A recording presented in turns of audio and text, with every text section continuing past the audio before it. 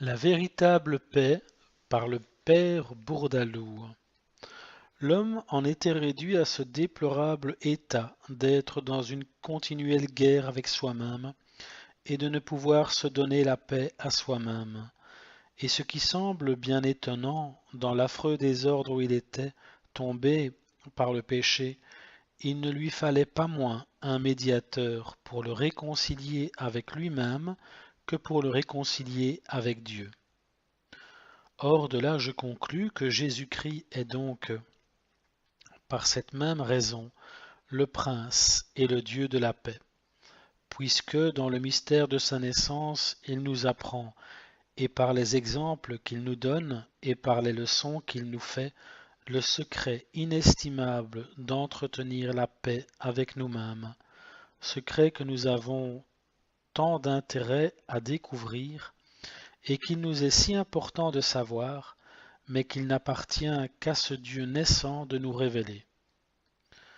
En effet, jusque-là les hommes l'avaient ignoré, cet art tout divin.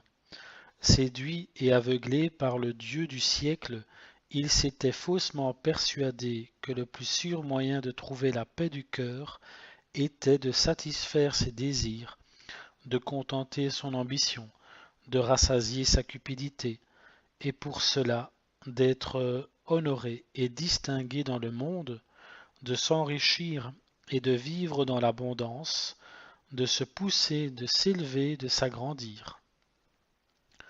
Ainsi l'avaient cru et le croyaient tant de mondains. Or, en raisonnant de la sorte, non seulement, dit l'Écriture, ils s'étaient trompés, mais en se trompant, ils s'étaient rendus malheureux. Pourquoi? Parce qu'en raisonnant de la sorte, ils n'avaient pas connu le chemin de la paix. Au lieu du repos intérieur et du calme qu'ils se promettaient dans leur opulence et dans leur élévation, ils ne trouvaient que trouble, que chagrin, qu'affliction d'esprit. Tel était le sort des partisans du monde, et plût au ciel, mes chers auditeurs, que ce ne fût pas encore aujourd'hui le vôtre. Qu'a fait Jésus-Christ? Il est venu nous enseigner le chemin de la paix que nous cherchions et que nous ne connaissions pas. Lui-même qui dans l'Évangile s'est appelé le chemin, Jean 14, il est venu nous servir de guide et nous montrer la route par où nous pouvons immanquablement arriver au terme de cette bienheureuse paix. Lui-même qui s'est appelé et qui est en effet la vérité, il est venu nous désabuser des erreurs grossières dont nous nous étions laissés prévenir à l'égard de cette paix. Lui-même qui est la vie, il est venu nous faire goûter ce qui pouvait seul nous mettre en possession de cette paix. Tout cela comment? En nous découvrant dans le mystère de ce jour les deux sources véritables de la paix avec nous-mêmes, savoir l'humilité de cœur et la pauvreté de cœur, et en détruisant dans ce même mystère les deux grands obstacles à cette paix tant désirée et néanmoins si peu commune, qui sont notre orgueil d'une part et de l'autre notre attachement aux biens de la terre. Ne perdez rien d'une instruction si solide et si édifiante. Oui, c'est dans ce mystère qu'un Dieu homme, en naissant parmi les hommes, nous prêche hautement, par son exemple, ce qu'il devait dans la suite établir pour fondement de toute sa doctrine. Matthieu 11. Apprenez de moi que je suis humble de cœur, et tenez pour certain que par là vous trouverez le repos de vos âmes. Oracle, dit saint Augustin, d'où devait dépendre non seulement notre sainteté, mais notre félicité dans la vie.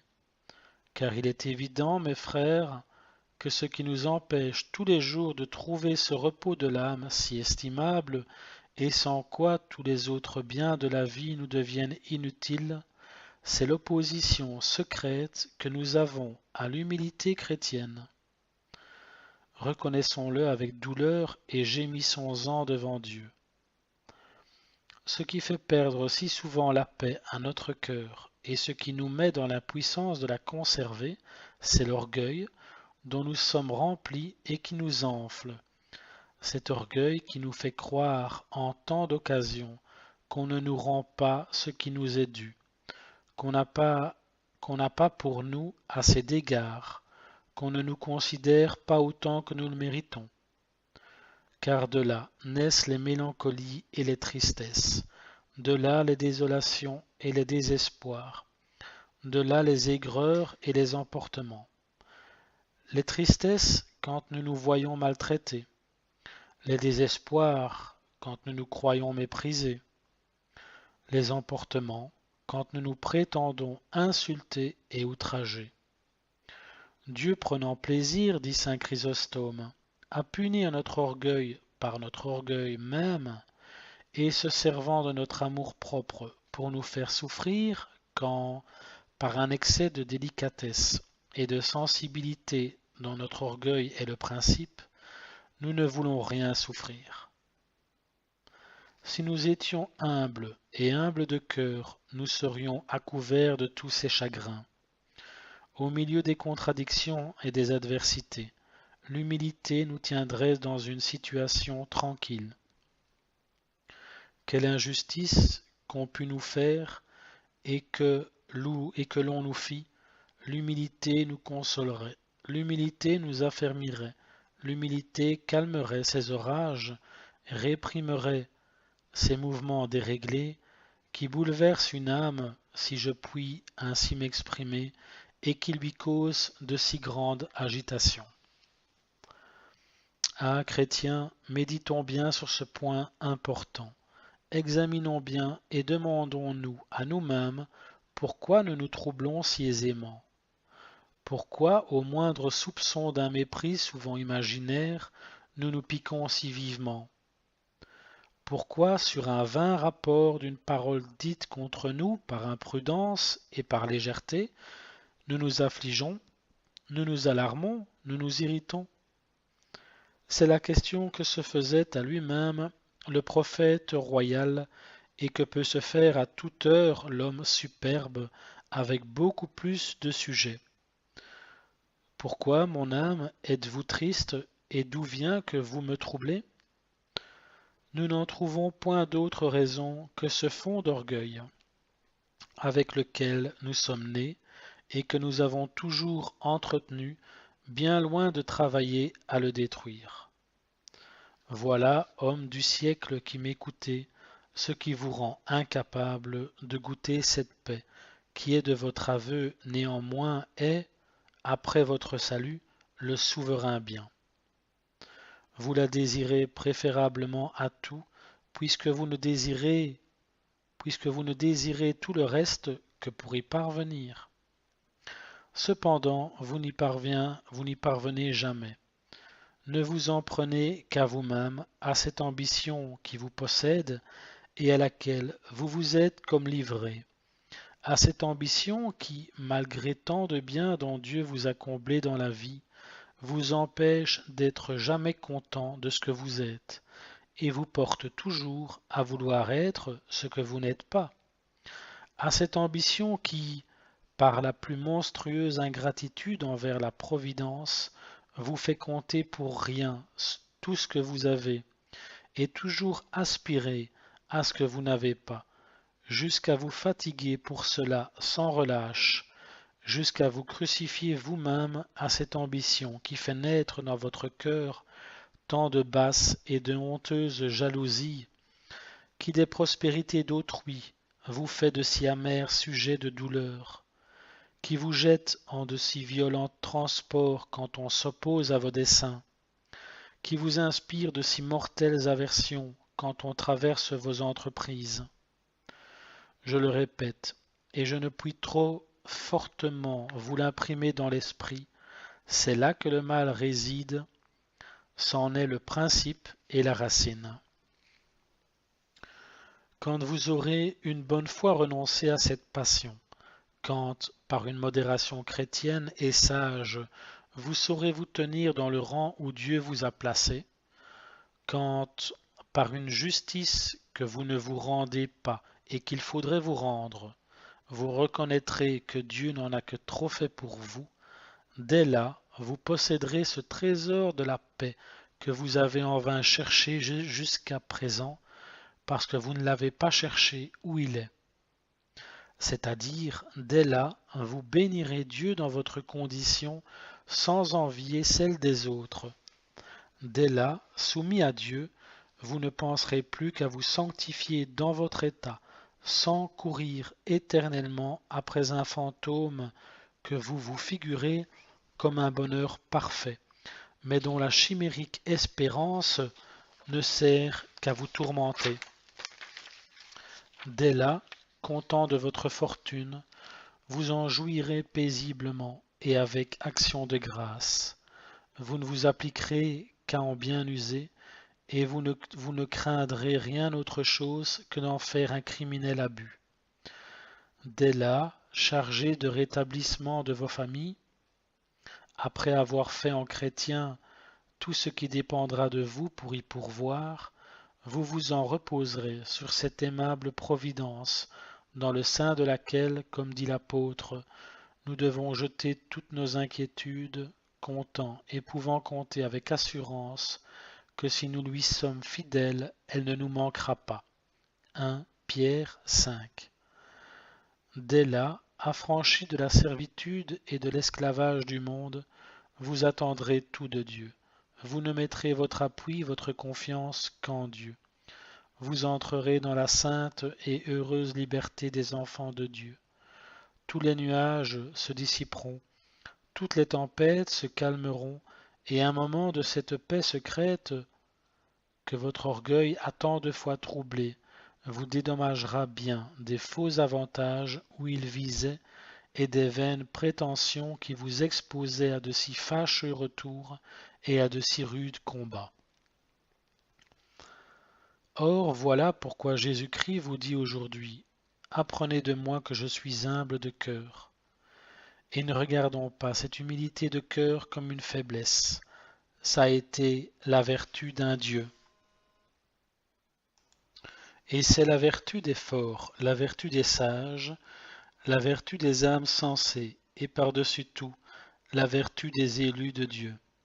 Apprenez-la donc, écoutez toujours votre Maître, et apprenez-la de moi, puisqu'il n'y a que moi de qui vous puissiez l'apprendre, et que toute la philosophie n'a point été jusque-là.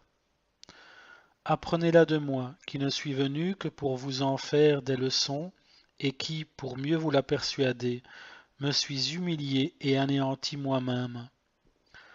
C'est-à-dire, apprenez de moi que ce sont deux choses incompatibles que la paix et l'orgueil, que votre cœur, quoi que vous fassiez, et quoi que le monde fasse pour vous, ne sera jamais content, tandis que la vanité, que l'ambition, que l'amour de la gloire y régnera. Par conséquent, que pour trouver sur la terre le centre et le point de la félicité humaine, que pour avoir cette paix de l'âme, qui est par excellence le don de Dieu, il faut être humble et sincèrement humble et solidement humble. Car c'est là, mes frères, dit saint Bernard, ce que la sagesse de Dieu incarné a prétendu nous déclarer dans cet auguste mystère. Parce que nous sommes charnels et comme tels accoutumés à ne rien comprendre que de charnel, le Verbe de Dieu a bien voulu lui-même se faire chair pour venir nous apprendre sensiblement et selon l'expression de ce Père, charnellement, que l'humilité est la seule voie qui conduit à ce repos du cœur si salutaire et même absolument si nécessaire pour notre sanctification. Quand ce ne serait donc, conclut saint Bernard, que pour nous-mêmes, rendons-nous aujourd'hui dociles aux enseignements de ce Sauveur et écoutons-le, ce Verbe divin, au moins dans l'état de sa chair, mais ce n'est pas assez. Il nous faut encore, chrétiens, une seconde leçon non moins importante, car quelle est l'autre source de ces combats intérieurs et de ces guerres intestines qui nous déchirent si cruellement? Convenez-en avec moi, c'est la cupidité, l'envie d'avoir, un malheureux et damnable attachement aux biens de la terre. Vous y cherchez les douceurs de la vie, et l'ardeur extrême qui vous brûle en fait le tourment de votre vie. En effet, quel soin empressé pour les acquérir, quelle peine pour les conserver, quelle frayeur au moindre danger de les perdre, quel désir insatiable de les augmenter, quel chagrin de n'en avoir pas assez pour satisfaire ou à vos prétendus besoins, ou à vos dépenses superflues. Quelle douleur, quel accablement, quelle consternation, quand malgré vous il vous échappe des mains, et qu'une mauvaise affaire, qu'un accident imprévu vous les enlève. Quelle honte de tomber par là, non seulement dans la disette, mais dans l'humiliation. Quels regrets du passé, quelles alarmes sur le présent, quelles inquiétudes sur l'avenir, au milieu de tant de risques inévitables dans le commerce du monde, au milieu de tant de révolutions et de revers dont vous êtes témoin et à quoi tous les jours vous vous trouvez vous-même exposé. Le remède, c'est le détachement évangélique.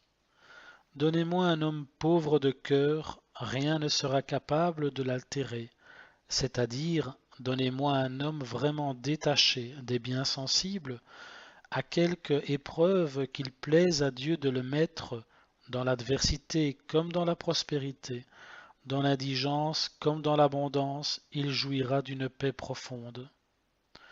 Usant de ses biens comme n'en usant pas, et selon la maxime de saint Paul, les possédant comme ne les possédant pas, il sera disposé à tous les événements.